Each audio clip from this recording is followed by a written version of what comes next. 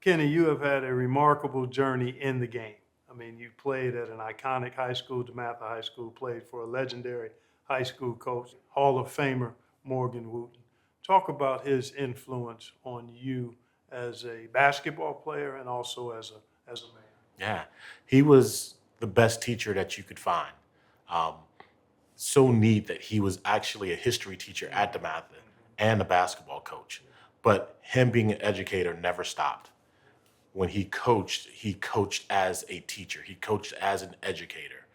There were always life lessons with everything that he said. There was always intentional stories that he would, have that would translate to real world things. Um, king of the quotes, Really? king of the quotes. And when you think about how basketball has transcended from that era till now, um, the thing that really resonated the most with me was that he was an incredible fundamental, like foundation teacher and coach. And those things that, till this day are the most important building blocks for our program here at Howard University. Well, you obviously got a great indoctrination to fundamental teaching and coaching from Coach Wooten. Then you go on to Duke. You're a captain as a senior. You win back-to-back national championships under one of the greatest coaches in any sport that we've seen in Coach K. Talk about similarities maybe between Coach K and Coach Wooten, and maybe a difference or two that you've taken away from your experience with both of those guys. Yeah, well, they're both eerily similar. Mm-hmm. They're great communicators. Yeah. They're extremely smart, like to borderlining genius level kind of in intellect. They're both well read. They're both educators, and the life lessons that you learn, though they may be different life lessons, because you have a high school kid where you're a lot more impressionable versus a college kid. So you're talking about 13 to 17 versus 18 probably to 23. Yeah. But in terms of what they taught on the basketball court, in terms of the fundamentals, in terms of teamwork, in terms of challenging yourself to be the best that you can be, to try to limit mental mistakes. Both of those guys are so closely unique. It wasn't a lot of differences for me once I got to Duke that I had to be prepared for. The intensity, size of different players, speed of the game, but in terms of the teaching, I was very well prepared, and it was a great, indoctrination from DeMatha to Duke. Yeah. The experience at Duke as a national champion, a captain, obviously you touched on playing for Coach K, but what do you personally take away from that basketball playing and achieving something that very few players and teams have done? I mean, back-to-back championships in college basketball, we can count them on both of my hands, the teams that have done that, and you're part of a historic twosome. Yeah. Yeah, I pinch myself because it doesn't seem real. But, what I take from that is that if I can do that, there's much more that I know I can do moving forward. And a lot of it has to do with, the relationship that Coach K had with his players and his leadership and his fire, his being one of the best communicators, being organized. Just when I look at myself as a coach, and I had never thought that there's a lot of him that I took away that I've implemented into our program at Howard.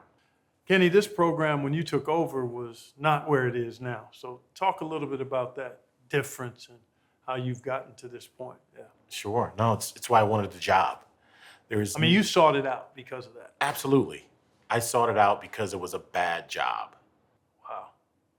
When you look at the history of Howard University, there's greatness that's been touched on every single step that you do.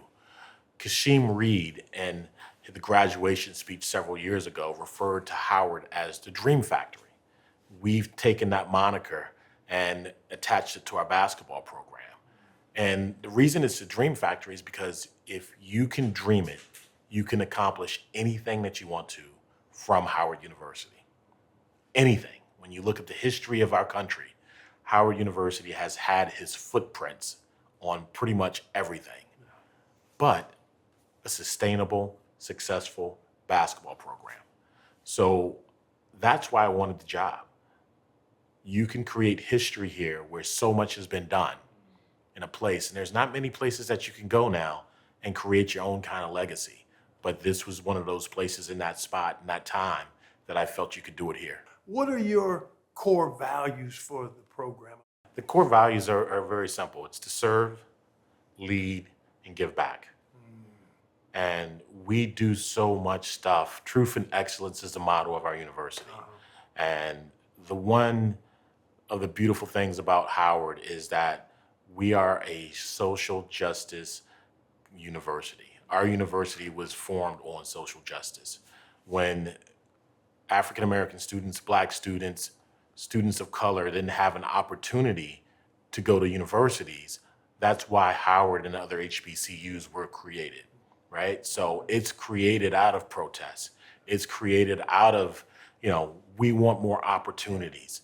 So when you look at this big picture of it, we do more community service than any program in the country. We do more social justice work than any other program in the country.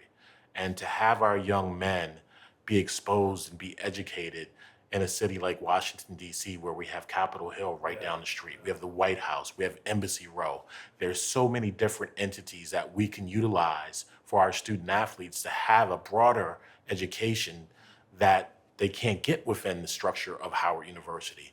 But it's all because of the alums that we stand on the shoulders of. The things that they've done, the Kamala Harrises, the Thurgood Marshalls, you look at Doug Wilder, the first Black governor of Virginia. You look at Mayor Dinkins of New York. Elijah Cummings. Absolutely. Andrew Young. You can keep going.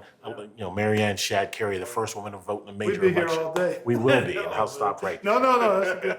That's a great list. What challenges you most in this new environment of college athletics? I mean, it seems like you're embracing the change and wanting to be in the middle of kind of framing what that looks like. But does anything give you pause as you look at the landscape? Not really. Yeah. I say that, and I hope the right way. Yeah. The way that I'm wired, I just go. Yeah. And I've been told no. I've been denied.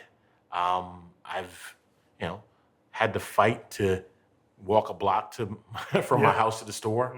Mm-hmm. So during this, it's like, great quote from Vice President Harris. She goes, "I eat no for breakfast."